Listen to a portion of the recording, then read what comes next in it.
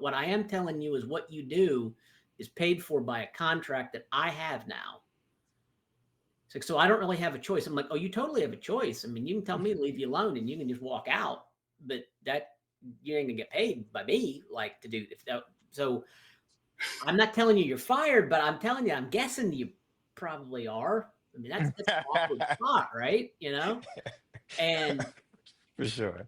so that at least having people know that they're on a contract and all of that, and talking to them about some of the risks. But so I see those kind of retention issues, but then everybody in from a baselining standpoint, and that gets down to the nature of what kind of work you do. If they're building software, the likelihood is the schedule probably has to slip. Now if you're lucky, again, it kind of comes down to luck from a shutdown standpoint.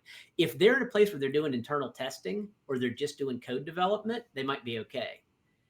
If you needed user testing, if there are any users, you can't do that, so you shut down.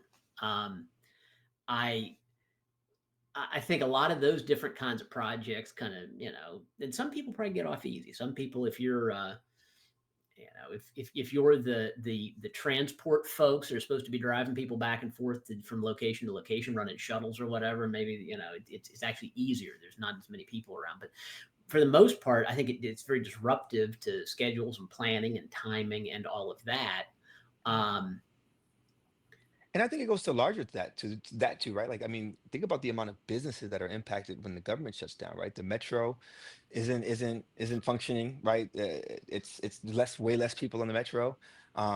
There's less people ordering foods. There's less Uber, DoorDashes on the road, which means it takes longer for the people who are there to get their food. I mean, the economy is kind of built to mhm. interact and kind of flow through and work with each other. So as the government shuts down, now people aren't going to work. Those gas stations aren't getting used. Those gas stations aren't getting used. Neither are those restaurants. I mean, we just saw that with the whole return to office, the Right. benefits that the local economy gets from a return to office to turn right back around and have it shut down. I mean, you can see all the same impacts all over again. There's also an emotional, like, motivation impact that I see is, like, so the sales cycle in federal government is 12, 18, 24 months. Like, I mean, I'm not going to say that something has never just popped up that I bid and you won in 2 or 3 months. That does happen.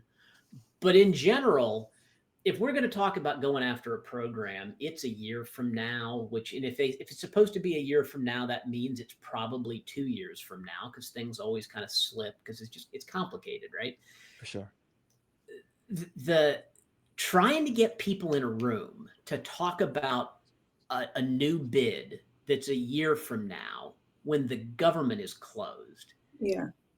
is really challenging to get any energy around that. Normally, you shoot a text off to somebody, you send them an email, you say, hey, could we talk about this deal or that deal? And yeah, okay.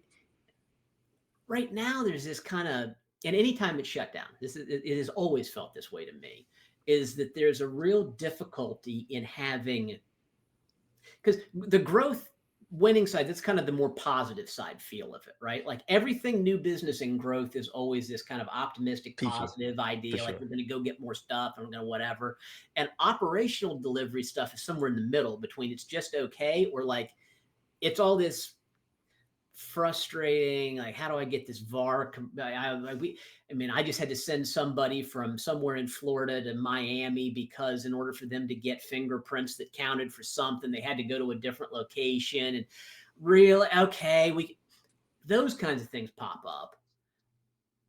And now if it's all shut down, the kind of the optimism kind of gets sucked out of the room, it almost feels like.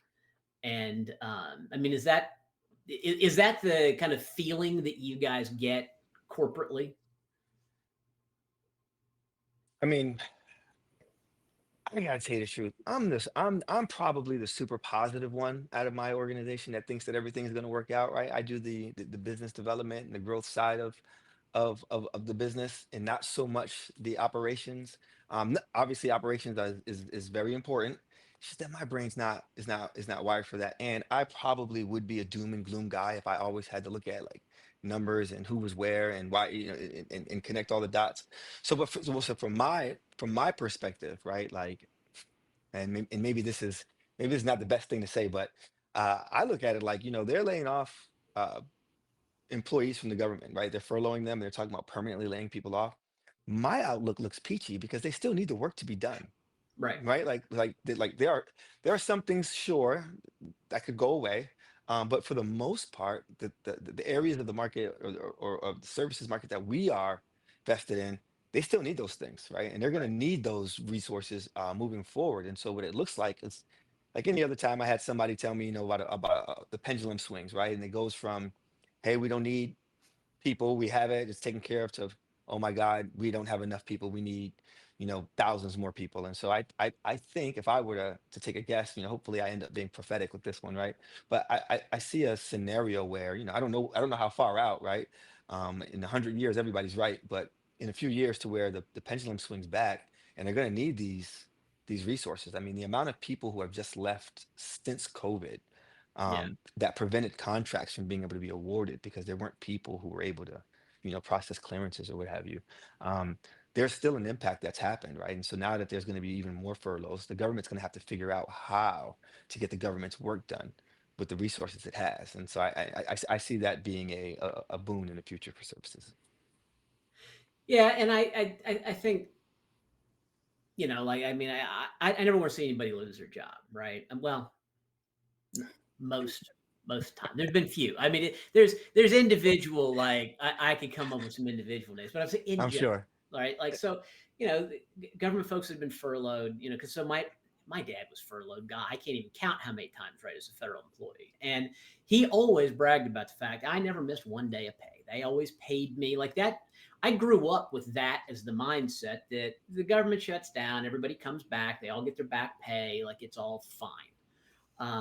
This time does sound different. They're going to try to use it to cut the federal workforce more, but I think you're right. I mean, as long as a lot of those programs want to continue to be operated, um, you will need more contractor staff, and in that